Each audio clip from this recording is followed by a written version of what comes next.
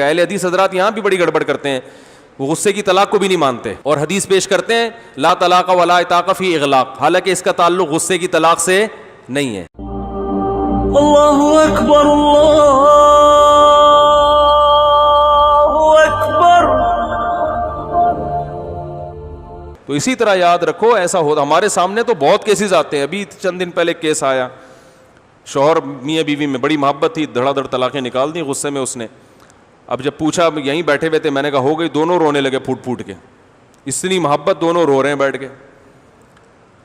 یہ ایسا ہی ہے, بندوق سے گولی نکال کے ٹھا کر کے مارو پھر رو کہ میں نے بیچارے کو کیا کر دیا. ایسا بھی ہوتا ہے نا, ہمارے بعض سیاستدان ہیں جو قتل کرتا ہے نا جنازے پہ سب سے زیادہ وہی رو رہا ہوتا ہے, جنازے پہ سب سے زیادہ. بھائی ایسا ہوتا ہے کہ نہیں ہوتا؟ بعض دفعہ جس دہشت گرد نے مارا ہوتا ہے کندھا وہی دے رہا ہوتا ہے.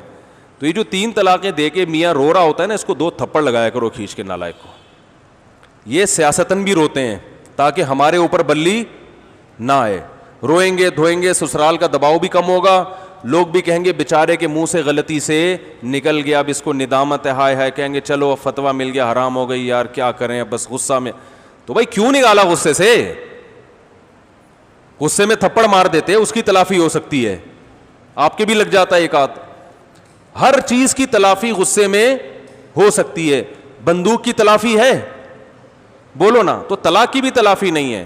ثلاث جدہن جد وہزلہن جد, صحیح حدیث ہے. 3 چیزیں ایسی ہیں جن کی حقیقت بھی حقیقت اور مذاق بھی حقیقت. اور شریعت کی یہ حکمت ہے, کیونکہ اگر اس طرح غصے میں اور مذاق میں طلاقوں کو شریعت کنسیڈر نہیں کرتی تو طلاق کے لفظ کو کھیل بنا لیا جاتا. طلاقیں دیتے عورت سمجھتی اب میرا نکاح ختم ہو گیا, کہیں اور نکاح کرنا چاہتی. وہ کہتے میں تو رو رہا تھا, میں تو غصے میں تو آپ کو پتا ہے میں تو پاگل ہو جاتا ہوں غصے میں تو باولا ہو جاتا ہوں, میرا تو دماغ خراب ہو جاتا ہے. بیوی کہے گی ہاں خراب تو ہوتا ہے آپ کا دماغ, یہ تو میں نے کئی دفعہ دیکھا ہے. کس کا دماغ خراب نہیں ہوتا غصے میں بھائی؟ کون نارمل ہے آج؟ غصے میں دماغ سیٹ ہو تبھی تو انسان, وہ تو فرشتہ بن جائے. بھائی کسی کا غصے میں دماغ خراب نہ ہو, بالکل صحیح ہو, وہ تو پھر اس کو تو پیغمبر کے حلم سے حلم ملا ہے اس کو, ٹھیک ہے نا, اس کو تو لیڈر بنا دینا چاہیے قوم کا. تو سارے ہی بہک رہے ہیں غصے میں, اور جو غصے میں الٹی سیدھی حرکتیں کرے گا, دیکھو غصے میں آپ گاڑی میں جا رہے ہیں اور آپ نے 2-4 بندے بھیڑ دیے غصے میں کہ ایسی کی تیسی, کرونا کی وجہ سے میں ٹینشن میں آیا ہوا ہوں, آج لاک ڈاؤن 2 منٹ کے لیے ختم ہوا ہے تو میں بھیڑتا ہوا جا رہا ہوں. ہوتا ہے نا ایسے, تو کوئی معاف کر دے گا آپ کو؟ بھائی میرا جھگڑا ہوا تھا, میں بیوی سے جھگڑا ہوا تھا, اب آپ بتاؤ اگر میں, جب جھگڑا ہوتا ہے تو غصے میں آدمی نکلتا ہے, تو 2-4 بندے اگر آ گئے تو میرا کیا قصور ہے؟ تو غصہ پوری دنیا میں کسی قانون میں بھی غصہ ایک کوئی عذر کسی قانون میں سمجھا نہیں جاتا. دنیا میں کوئی قانون بتاؤ کہ کہیں امریکہ میں, جاپان میں کوئی آدمی عدالت میں گیا کہ میں نے غصے میں یہ کام کیا ہے, لہذا عدالت اس کو چھوڑ دے یا سزا کم کر دے, کہ جس نے آرام سے ہنسی خوشی کسی کو قتل کیا ہے وہ تو لٹکے گا, جو غصے میں پاگل ہو گیا تھا وہ لٹکے گا نہیں, اس کو عمر قید دی جائے گی. کوئی فرق ہے؟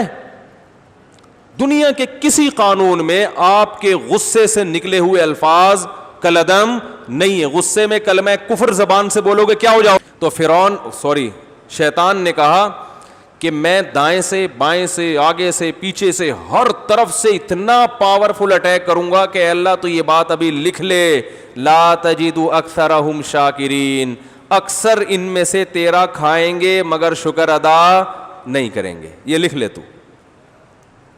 اور قرآن نے کہا کہ وَلَقَدْ صَدَّقَ عَلَيْهِمْ إِبْلِيسُ ظَنَّهُ, شیطان نے جو دعویٰ کیا تھا انسانوں میں اس دعوے کو سچا پایا.